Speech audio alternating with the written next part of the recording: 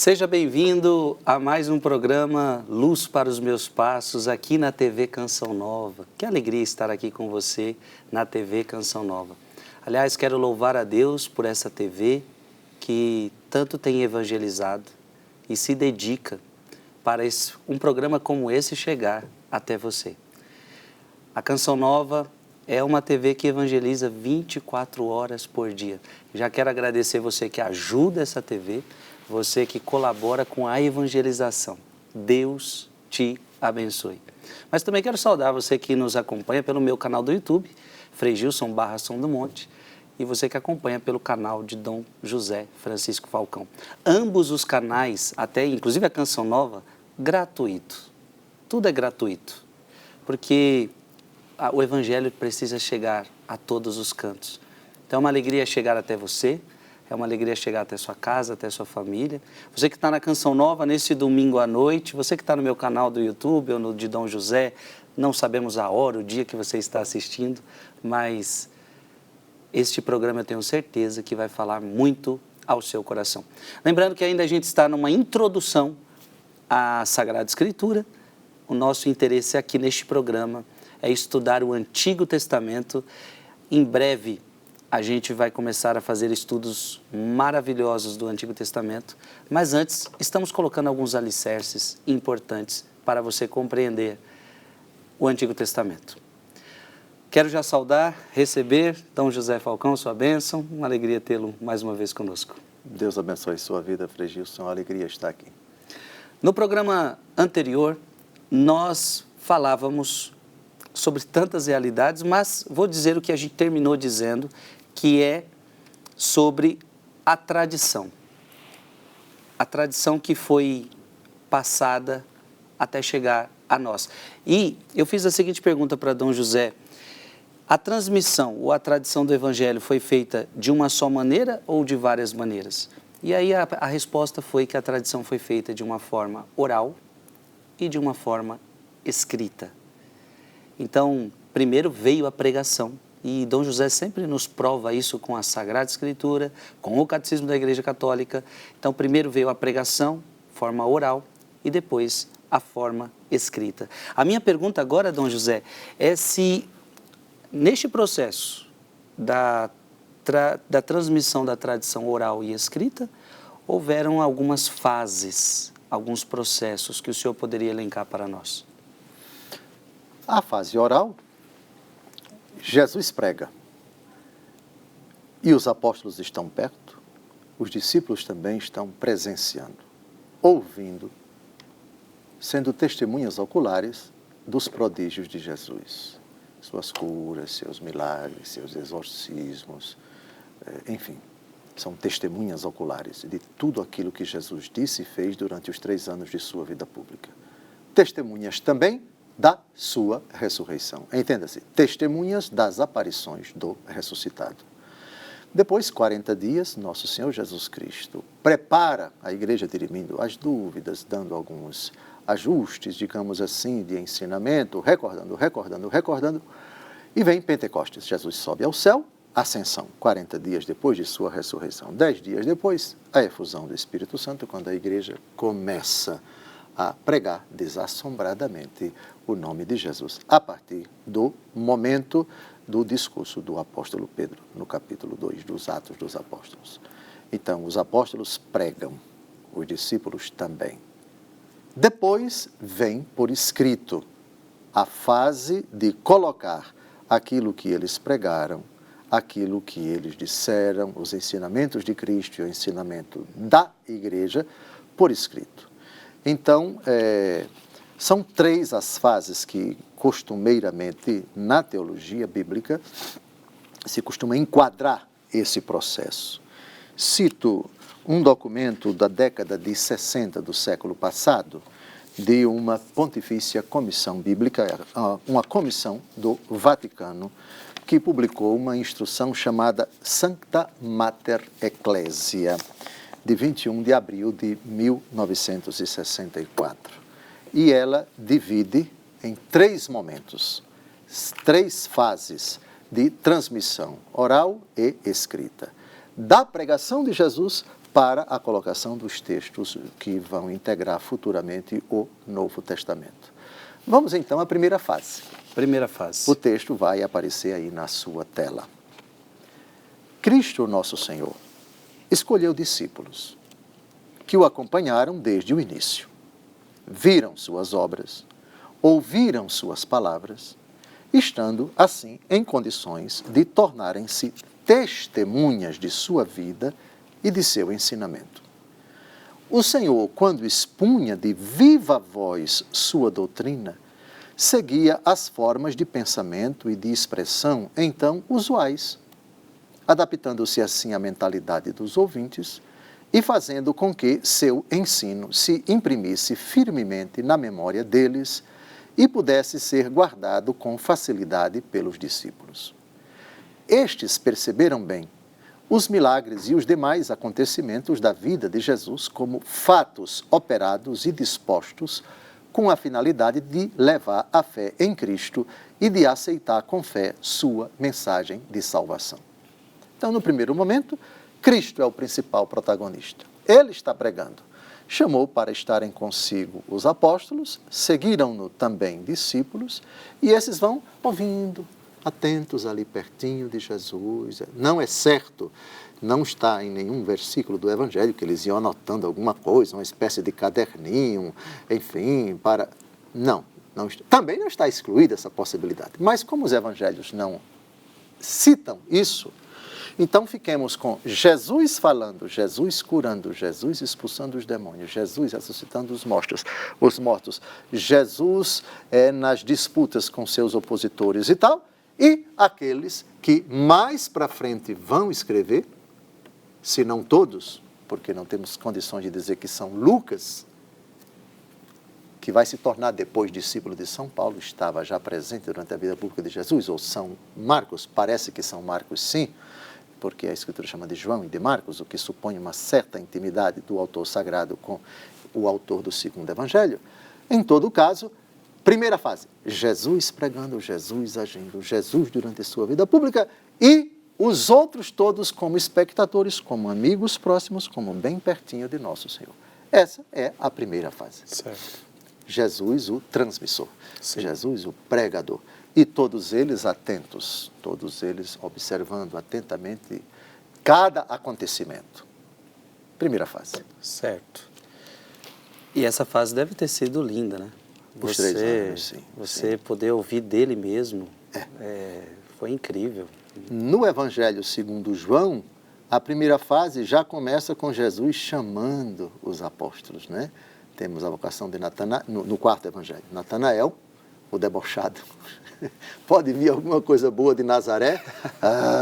Vem ver e tal. E Jesus passou uma rasteira no cabra, ele viu que era bom para tosse e acabou se convertendo, né? Tu és ele reconhece que a messianidade de Jesus e de debochado passa a discípulo de Jesus. Depois nós temos no próprio Evangelho segundo João, São Pedro tendo o nome mudado para Cefas. Na narrativa de São Mateus, são 4 apóstolos, Pedro e André, Tiago e João, no Mar da Galileia, Jesus chama os 4. Depois vai chamar Mateus no capítulo 9, do mesmo Evangelho segundo Mateus, e assim por diante. Então, aí começa tudo. 3 anos com a presença de Jesus na vida deles e vice-versa. Essa é a primeira fase, Sim. onde não consta nos Evangelhos Jesus pedindo a ninguém para escrever alguma coisa, ou como se ele tivesse uma espécie de redator acompanhando. Jesus... Não temos nada disso nos Evangelhos. É somente a presença amorosa de Jesus na vida deles, aqueles que ele chamou para estarem consigo. Homens e mulheres também. As mulheres de que fala o capítulo 8 do Evangelho segundo Lucas. Essa é a primeira fase. Creio que ficou claro, Dom José. Eu creio que podemos ir para a segunda fase, Vamos. Porque a primeira fase, então, é Jesus, é Ele mesmo falando, sim. E isso é extraordinário. Perfeito.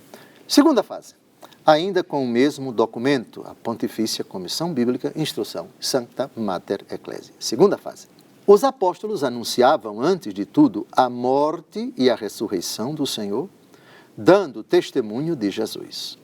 Narravam fielmente sua vida, repetiam suas palavras, tendo presentes, ao pregar, as exigências dos diferentes ouvintes.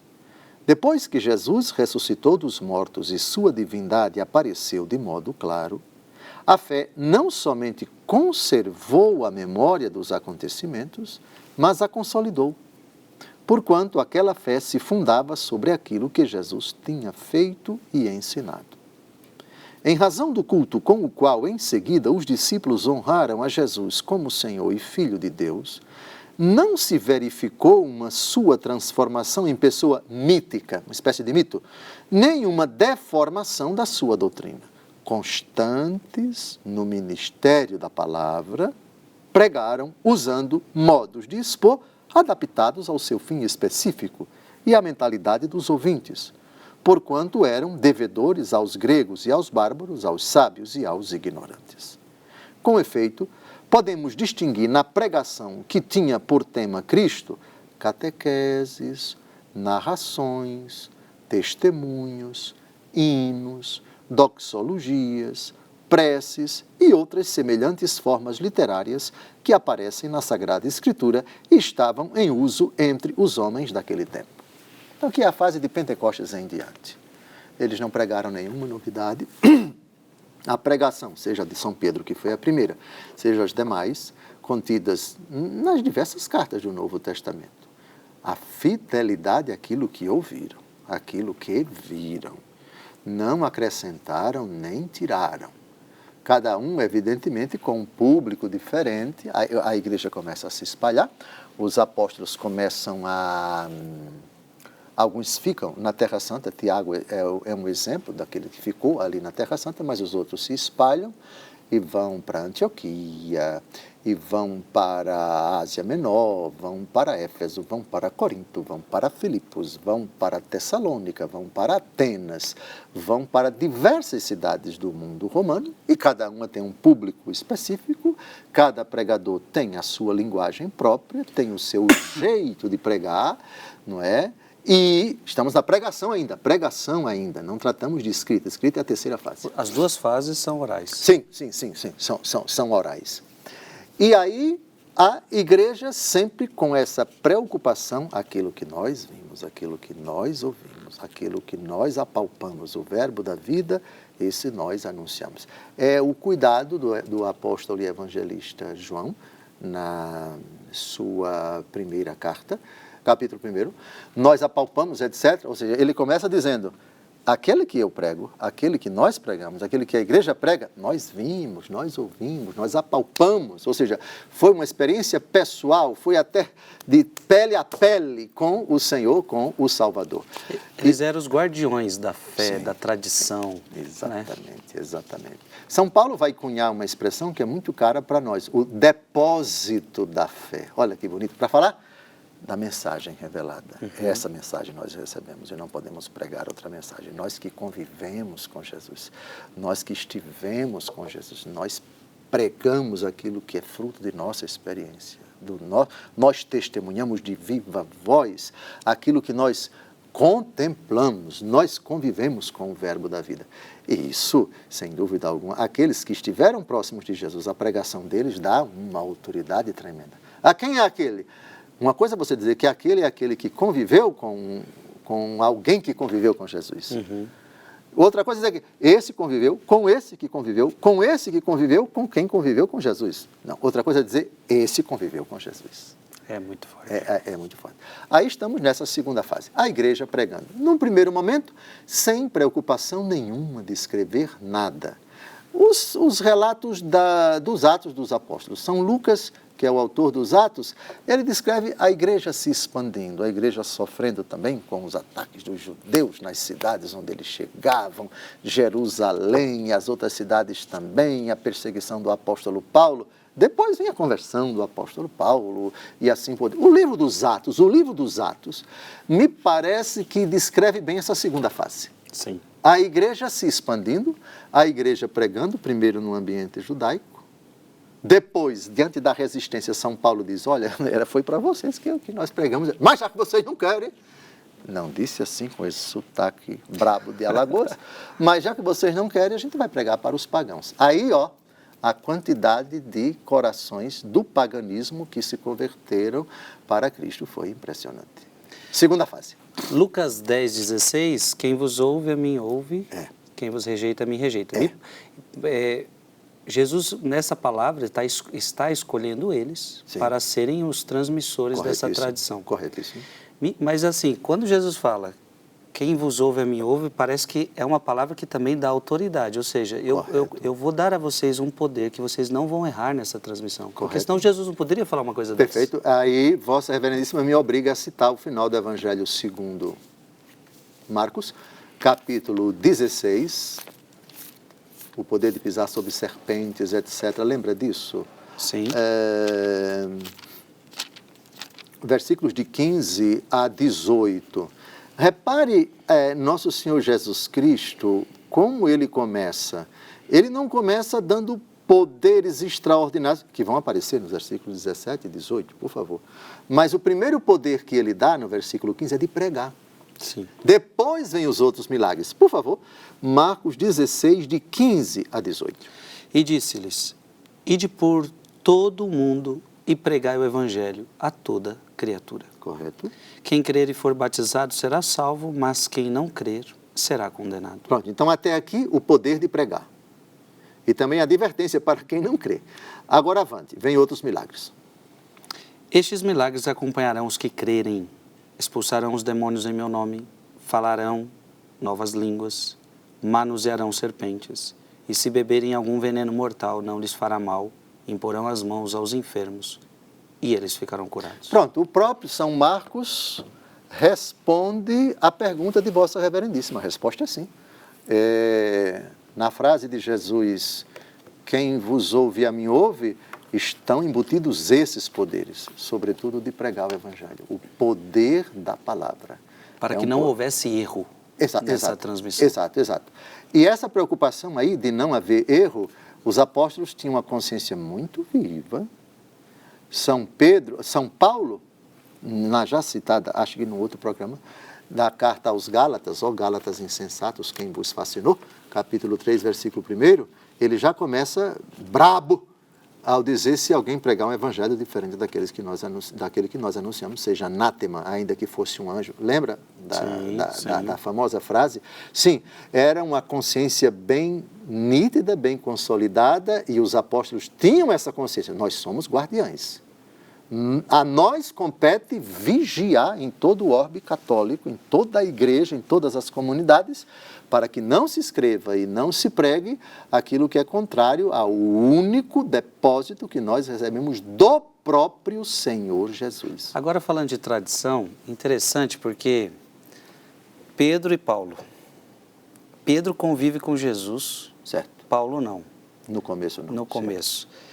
E aí nós vemos que Paulo precisou ajudar Pedro a entender coisas, sendo que Pedro conviveu com Jesus.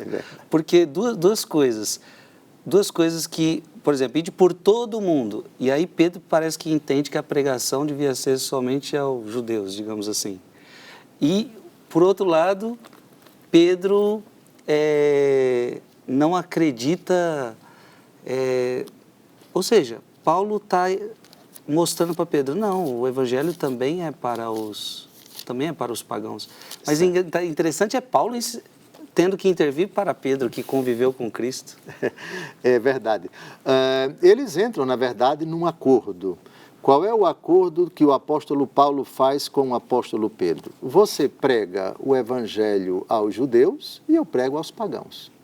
São Pedro fica com o público marcadamente, não exclusivamente, oriundo do judaísmo. Sim.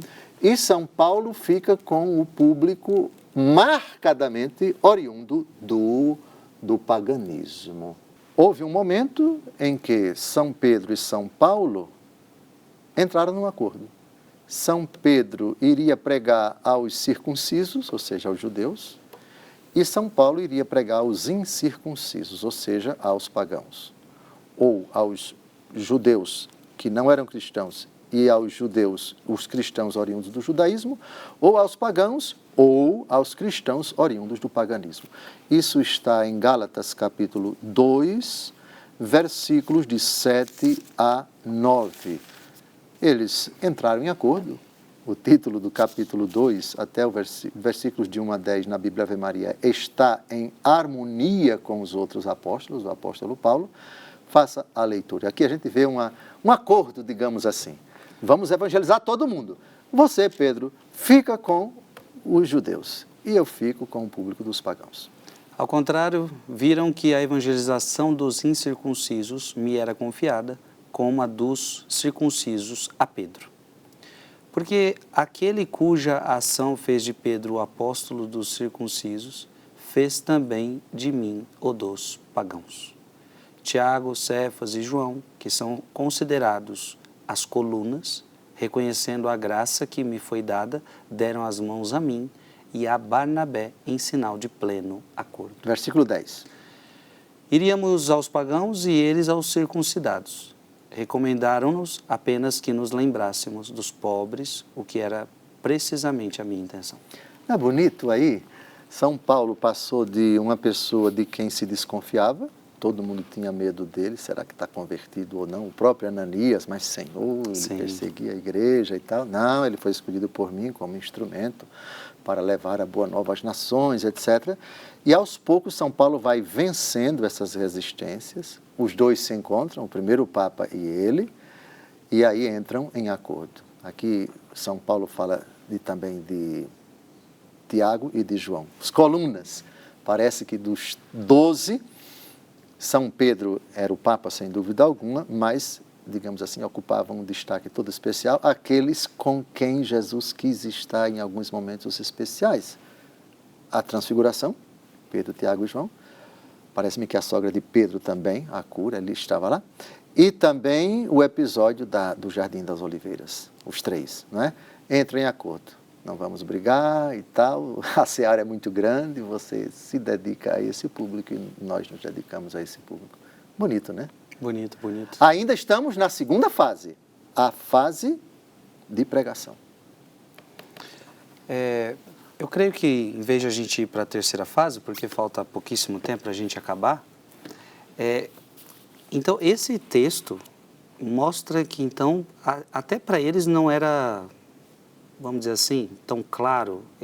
Pedro, por exemplo, foi preciso entender isso, pregar o evangelho a todos os povos, tal. Sim. Outra coisa que eu trago para o senhor é o seguinte: o que também não era claro para Pedro era, Paulo também ajuda Pedro a entender por que você, com os judeus você faz uma coisa, quando os pagãos aparecem você faz outra, porque ele não queria, parece que, comer carne, alguma coisa assim, na frente dos outros. Então Paulo é esse que ajuda ele a entender coisas de Cristo. Parece que não era muito claro, e esse evangelho, esse relato que o senhor leu, mostra que eles precisaram entender, pouco a pouco, o que Jesus tinha dito para eles. Vossa Reverendíssima citou um texto corretíssimo. Esse é o episódio do incidente, chamado Incidente de Antioquia. O que aconteceu? Paulo não sabia, mas Pedro, quando estava sozinho com os cristãos oriundos do paganismo, ele comia com eles. Sim. Normalmente e tal e tal. Mas quando chegavam os cristãos oriundos do judaísmo, Pedro se afastava deles. Como que ele tinha vergonha, receio ou medo que eles comentassem, etc. Aí São Paulo viu isso e censurou. Vale a pena, já que Vossa Reverendíssima citou, Gálatas capítulo 2, versículos de 11 a 14, se não me engano. Vamos ver, Gálatas 2, de 11 a 14. Uma discussão desagradável, mas que São Pedro precisava ouvir isso. Leia. Quando, porém, Cefas veio a Antioquia, resisti-lhe francamente porque era censurável. Pois antes de chegarem alguns homens da parte de Tiago, ele comia com os pagãos convertidos. Mas quando aqueles vieram, retraiu-se e separou-se destes, temendo os circuncidados. Continue. Os demais judeus convertidos seguiram-lhe a atitude equívoca, de maneira que mesmo Barnabé foi levado por eles a essa dissimulação. Quando vi que o seu procedimento não era segundo a verdade do Evangelho, disse a Cefas, em presença de todos: se tu que és judeu, vives como gentios e não como judeus, com que direito obrigas os pagãos convertidos a viver como os judeus? Pois é, uma dissimulação do apóstolo Paulo, que foi repreendida, do apóstolo Pedro, que foi objeto de censura do apóstolo Paulo. E ele fez isso por amor à igreja, até por reconhecer a autoridade do apóstolo Pedro. Portanto, quem tenta colocar um contra o outro apelando para isso daqui, esquece que também o apóstolo Paulo cometeu fraquezas, dentre elas a de perseguir a igreja. E Deus teve compaixão dele. Então, veja, São Paulo, de certa forma, marcou a formação de São Pedro. Tanto é que no final de uma das cartas do apóstolo Pedro, ele reconhece a sabedoria de São Paulo nas suas cartas e de muitos desavisados que não entendem, que deturpam as demais escrituras. Então, ele elogia São Paulo pela sua cultura, pela sua sabedoria, pela sua piedade. Está terminando o bloco, mas se Vossa Reverendíssima achar conveniente retomarmos a relação de ensino do apóstolo Paulo para com o apóstolo Pedro, isso é oportuno, porque a teologia da justificação, teologia da graça, no Novo Testamento você encontra muito mais nas cartas de São Paulo do que nas cartas de São Pedro. Sim. Gente, que lindo, que maravilhoso. Bíblia é fascinante, né? Um texto vai te levando a outro texto. Um breve intervalo e a gente já retorna com mais programa Luz para os Meus Passos.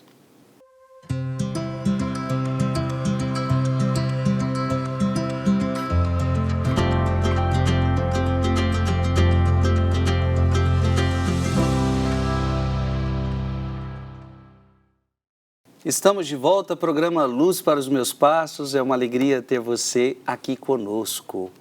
Estamos falando sobre a tradição escrita e oral. Primeiro oral, depois a escrita. Estamos vendo que essa tradição, ela passou por fases. A primeira fase, o próprio Jesus, quem prega, o próprio Jesus quem fala, são os atos de Jesus, são as palavras de Jesus. Segunda fase, é os apóstolos que agora vão pregar. É os apóstolos quem falam, é os apóstolos quem ensinam tudo aquilo que eles viram de Jesus, tudo aquilo que eles ouviram de Jesus. E eles querem fazer isso fielmente. E no bloco passado trouxe Dom José para essa questão que parece que Paulo teve um processo decisivo nessa questão da tradição. E é isso, Dom José, que o senhor até sugestionou de a gente continuar conversando sobre isso. Porque em programas anteriores, o senhor me falou, se eu não me engano, Atos dos Apóstolos, capítulo 4, que capítulo 4, versículo 13, que Deus chama em cultos, Deus chama... Homens sem estudo e sem instrução. Pedro e João. Isso. Pedro e João. Ou seja, o senhor destacou isso, que o grupo dos apóstolos eram pessoas simples. E me parece que agora Deus está chamando uma pessoa muito culta, que era preciso destruir sua soberba, né? Era preciso destruir um pouquinho o seu lado soberbo, e isso Deus fez com ele. Faz Paulo ser humilde, basta-te a minha graça. E agora esse homem começa a ajudar, me parece, questões que não eram tão claras entre os apóstolos. A gente vai ver mais para frente, na cronologia das cartas do Novo Testamento, que as cartas do apóstolo Paulo foram escritas bem antes da 1 Pedro e da 2 Pedro, suposto que São Pedro seja o autor das duas cartas, a 1 Pedro e a 2 Pedro, tese que é sustentada por muitos exegetas.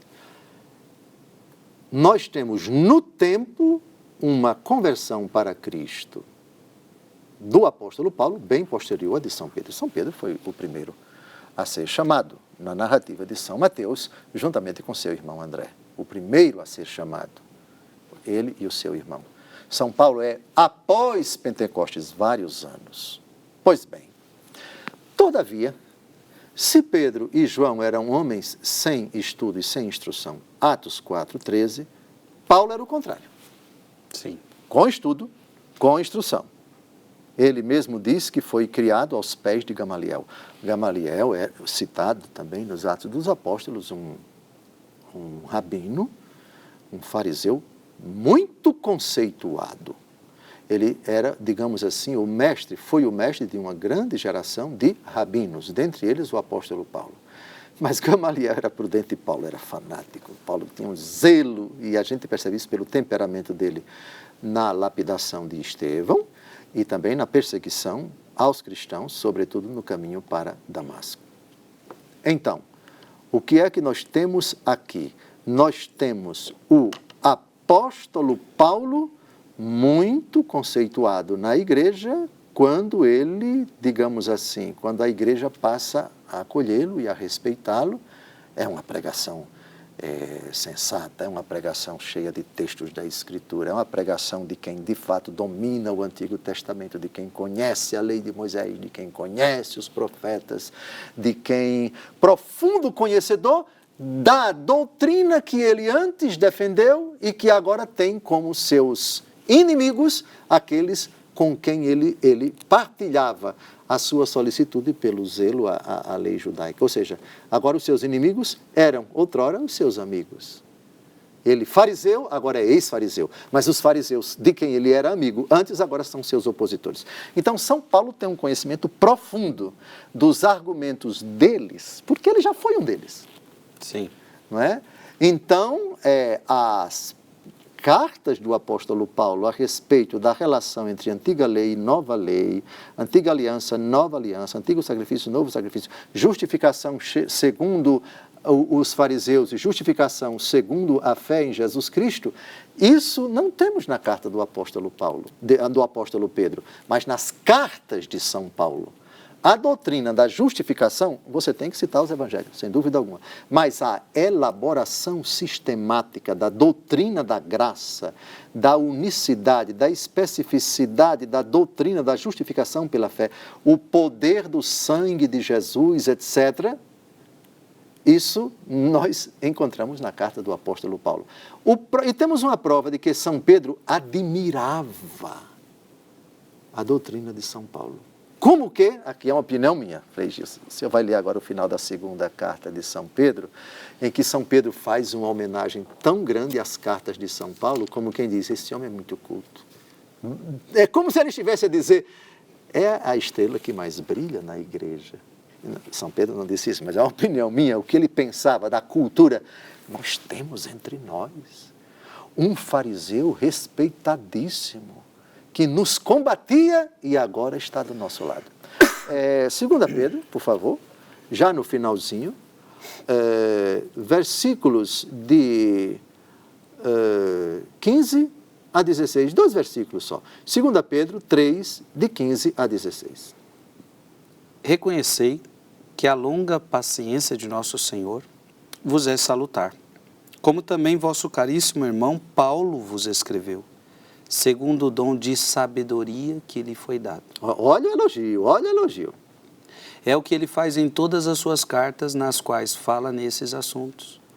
Nelas há algumas passagens difíceis de entender, cujos sentidos espíritos ignorantes ou pouco fortalecidos deturpam, para a sua própria ruína, como fazem também com as demais escrituras. Bonito. O dom que Deus, a sabedoria que Deus deu para ele. Eu acho humilde Dom isso de sabedoria. O primeiro Papa, né? Reconhecer isso e dizer que as passagens de São Paulo, as cartas que ele escreveu, cartas, então várias. Quais dessas 13 não sabemos, mas já tinha escrito várias cartas e São Pedro aqui equipara as cartas de São Paulo com as demais escrituras, ou seja, para São Pedro, as cartas de Paulo já são escritura. Bom, em todo caso, aqui é um elogio escancarado, no bom sentido, que São Pedro faz à teologia contida nas cartas do apóstolo Paulo. Eu não hesito em dizer que, por esses dois motivos, e também pela autoridade de São Paulo em repreender o próprio Papa na frente dos outros, o que significa que eu também tenho autoridade, e você está sendo dissimulado.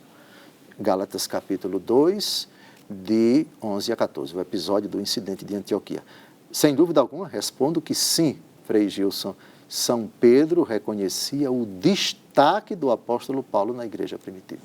E Paulo, como o senhor já citou, é aquele que se considerava um aborto, ou seja, ele se considerava um menor, mas tem outras passagens que tem ele se considerava o que trabalhava mais, dentre todos eu sou o que mais faço, o que mais trabalho. Tem uma hora que ele cita isso.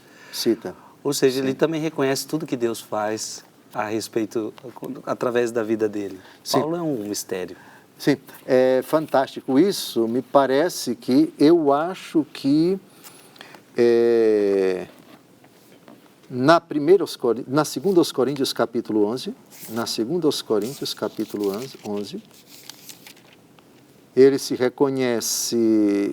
reconhece abortivo, se reconhece o menor dos apóstolos. Por outro lado, chega o momento em que ele diz, vocês estão se ufanando? Eu também tenho do que me ufanar. 2 Coríntios capítulo 11, versículo 23. A partir do versículo 22. São hebreus? Também eu. São israelitas? Também eu. São ministros de Cristo? Falo como mesmo sabe. Eu ainda mais, pelos trabalhos, pelos cárceres, pelos açoites sem medida, muitas vezes vi a morte de perto, 5 vezes recebi dos judeus os 40 açoites menos 1, 3 vezes fui flagelado com varas, 1 vez apedrejado, 3 vezes naufraguei. 1 noite e 1 dia passei no abismo, viagens sem conta, exposto a perigos nos rios, perigos dos salteadores, perigos da parte dos meus concidadãos, perigos da parte dos pagãos, perigos nas cidades, perigos no deserto, perigos no mar, perigos entre falsos irmãos, trabalhos, fadigas, repetidas vigílias, com fome, sede, frequentes jejuns, frio e nudez, além de outras coisas, a minha preocupação cotidiana, a solicitude por todas as igrejas. Quem é fraco, que eu não seja fraco? Quem sofre escândalo, que eu não me consuma de dor? Se for preciso do que a gente se glorie, eu me gloriarei na minha fraqueza, etc. Que São Paulo estava sendo desacreditado por algumas pessoas. Como se ele não tivesse autoridade, como se ele não tivesse um histórico que o habilitasse, que ele fosse um João, um qualquer um na igreja. Epa, não senhor. Eu tenho cacife, eu tenho costas lá. Olha essa outra passagem, Dom José, 1 Coríntios 15, 9. Porque eu sou o menor dos apóstolos e não sou digno de ser chamado apóstolo, porque persegui a igreja de Deus. Ou seja, ele, ao mesmo tempo que ele falou isso lá atrás, mas ao mesmo tempo o texto que o senhor trouxe agora, sim, é incrível. É porque quando São Paulo faz isso, quando ele precisa dizer o que ele é e o que ele representa para a igreja, é para combater os presunçosos que estão querendo desacreditar a autoridade dele. Mas espera aí, estão dizendo que eu sou um ninguém? Os pregadores dele, ele tinha adversários na comunidade de Corinto, para a qual ele escreveu. Não, quando ele está perto da gente, ele é bem mansinho, quando ele está longe, ele usa uma linguagem dura com as cartas dele e tal. São Paulo estava muito bem informado disso. E aqui ele precisa mostrar, digamos assim, as credenciais dele. Olhe, o quanto eu já sofri por Jesus. Se eles dizem que são, eu também sou. Se eles dizem que sabem, eu também sei. Se eles dizem que sofrem, eu sofro muito mais do que eles. Aí descreve tudo, o que no meu entendimento não é vangloriar-se, não. Sim. Mas é simplesmente dizer, não, senhor, olha eu que não bonito, sou. O capítulo 15, 1 Coríntios 15, versículo 10. Mas, pela graça de Deus, sou o que sou. Sou o que sou, exato. E a graça que Ele me deu não tem sido inútil, ao contrário. Sim. Tenho trabalhado mais do que todos eles, não eu, mas a graça de Deus que está... É lindo, né? É uma prova de humildade, mas também uma forma de, vamos chamar, entenda no bom sentido, uma autoafirmação necessária. Às vezes você precisa dizer quem você é, de onde você veio, o papel que você desempenha, aquilo que você tem realizado, para que as pessoas reconheçam, para a glória de Deus, que você não é um qualquer, você não é um lixo, um escorbuto, de forma alguma. Você é a pessoa do apóstolo Paulo. Quando ele precisa dizer isso, ele não está se vangloriando, não. É uma glória que é necessária, como ele mesmo disse, na 1 Coríntios, quem se gloria, glorie-se no Senhor. Tanto é que ele disse, não eu, mas a graça de Deus. Mas a graça de Deus em mim. É bonito, muito bonito. Muito bom. Eu creio que nós podemos ir para a terceira fase. A terceira fase. Agora vem a terceira fase, que é colocar por escrito aquilo que já vinha sendo pregado. Aquilo que Jesus pregou, aquilo que os apóstolos pregaram. Ainda a Pontifícia Comissão Bíblica, Instrução Sancta Mater Ecclesia.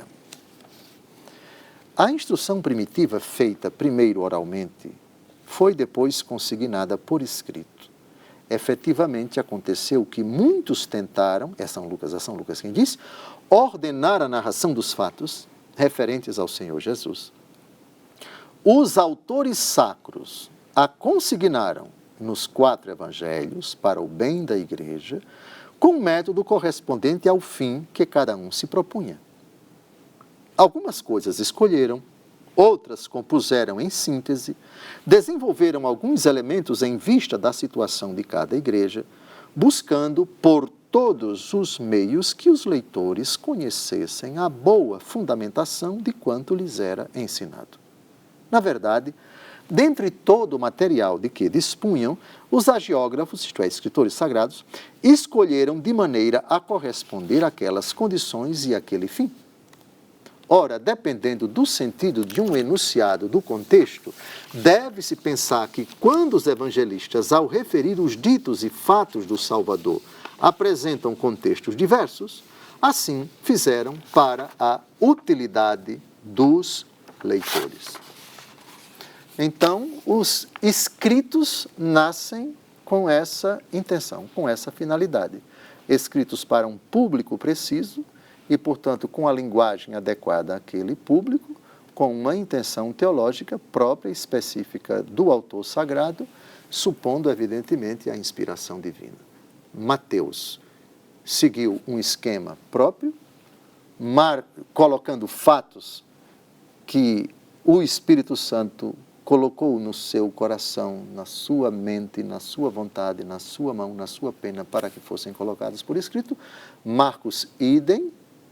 Lucas, idem. João, idem.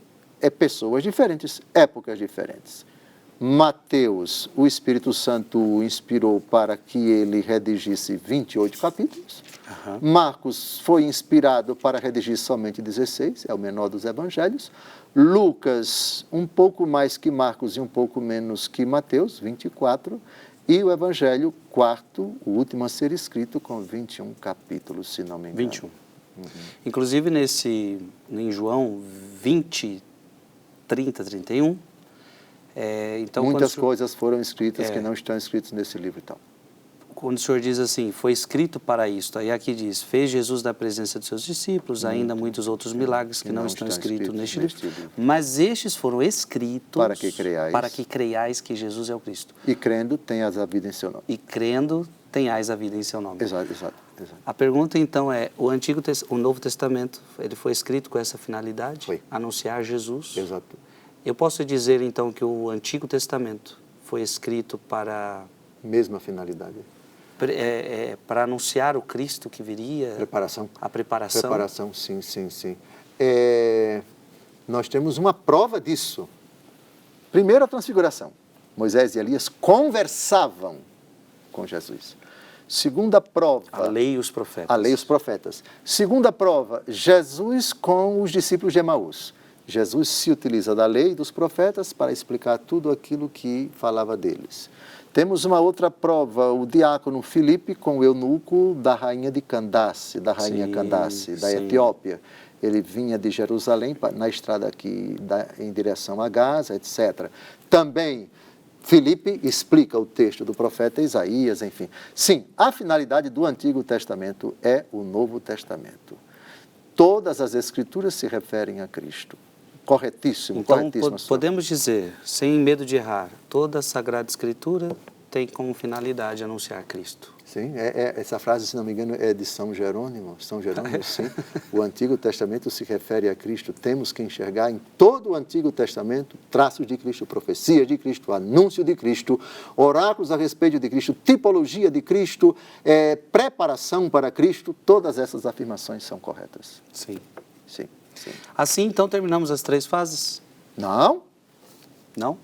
As 3 fases da tradição. Sim, isso, tem razão. Isso. Eu já pensei que o Frei Cícero estava falando de revelação, tradição e inspiração. Não, as 3 palavras-chave. Desculpe, eu me equivoquei. Terminamos as 3 fases, sim. As 3 fases da tradição. Sim. Agora, essas 3 fases, se nós quisermos colocá-las num laço de tempo, veja, nós temos Jesus, ano 30. Sim. A morte do último apóstolo, ali perto do ano 100. Então, da primeira fase, Jesus pregando, ano 30 até o ano 33. Até a morte do último apóstolo, então temos 70 anos, não é? Sim. Pronto, então, primeira fase, segunda fase, terceira fase, 70 anos. sim. Mas se considerarmos o nascimento de nosso Senhor Jesus Cristo, aí chega a 100 anos. O Novo Testamento precisou de 100 anos para ser certo. De uma forma mais ampla, você pode até dizer. Mas no sentido estrito, considerando as 3 fases, 70 anos. Sim. E, Dom José, vamos falar agora de uma tradição especificamente cristã. Certo. Essa tradição apostólica, ela foi querida por Jesus?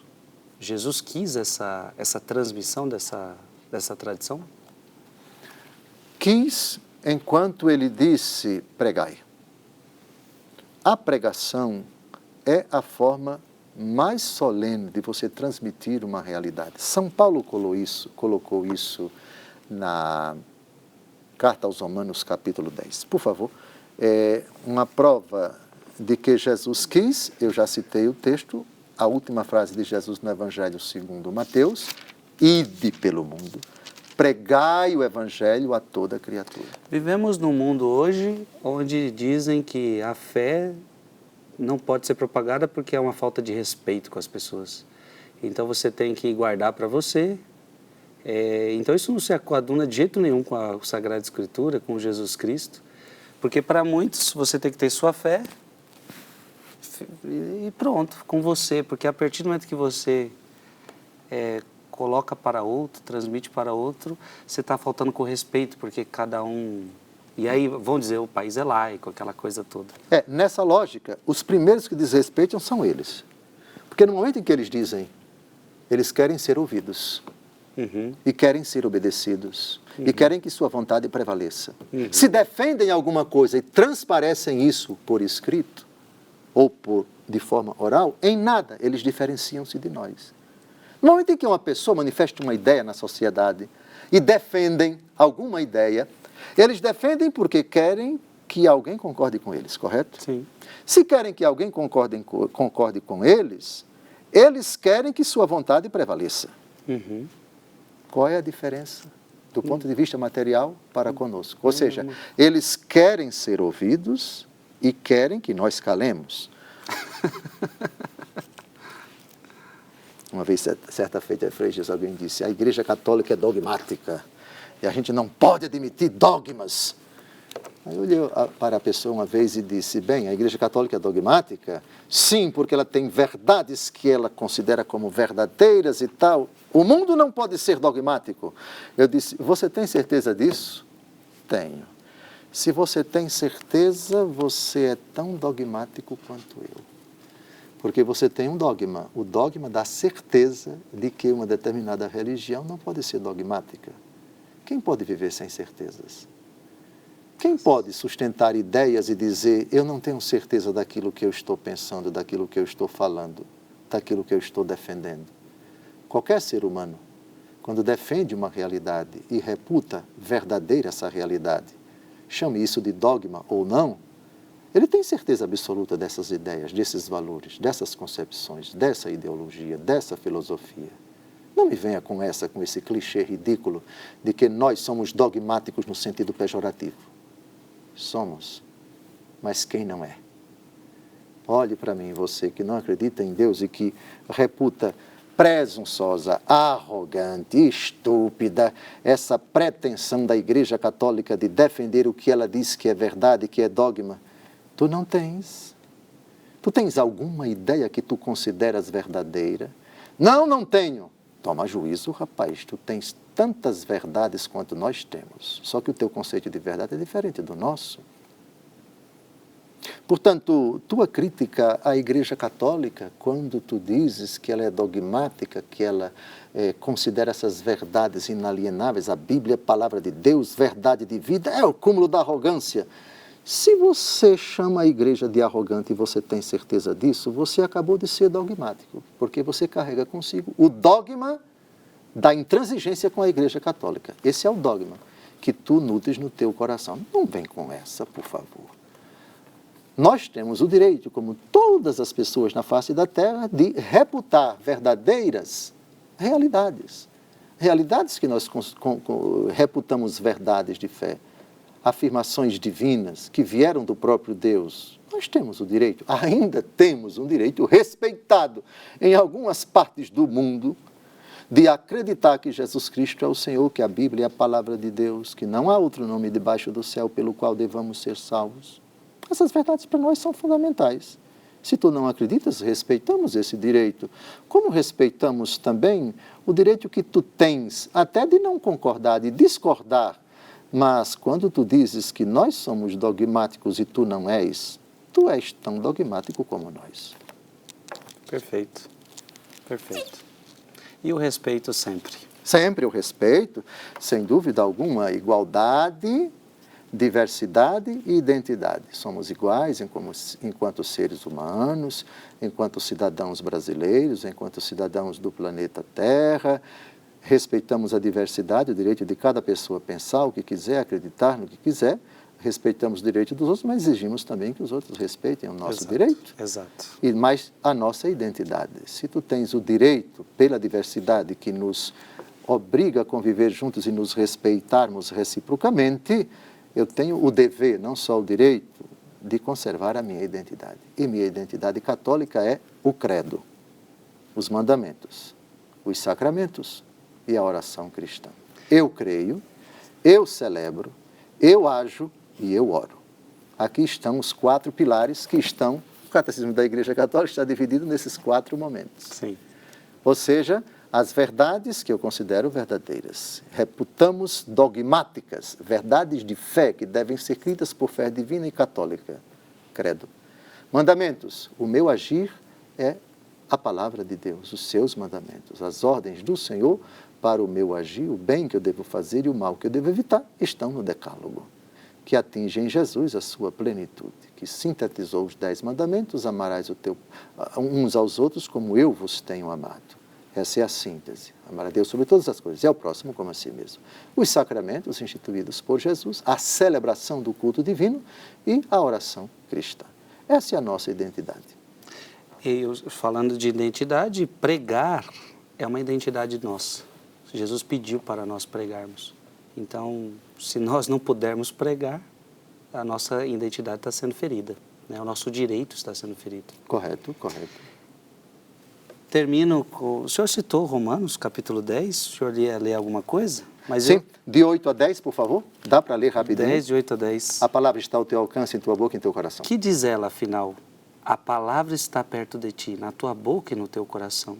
Essa é a palavra da fé que pregamos. Portanto, se com a tua boca confessares que Jesus é o Senhor e se em teu coração creres que Deus o ressuscitou dentre os mortos, serás salvo. É crendo de coração que se obtém a justiça e é professando com palavras que se chega à salvação. É bonito? Lindo. A palavra está na tua boca. É a palavra da fé que nós pregamos. Essa é a palavra. E termino com o versículo 17. Logo, a fé provém da pregação. E a pregação se exerce em razão da palavra de Cristo. Ou seja, nós temos que pregar a palavra. É mandato de Deus. É mandato do Senhor para nós. E isso é tão sério que ele diz que nós temos que fazer, mesmo que seja mediante perseguições. Nós devemos continuar pregando a Ele. Hoje eu vos falo aos ouvidos, mas eu quero que vocês falem depois pelos telhados. Então, que Deus nos ajude. Olha, espero você semana que vem, se Deus quiser. Vamos pedir a bênção de Deus. Abençoe-vos Deus Todo-Poderoso, Pai, Filho e Espírito Santo. Amém. Amém.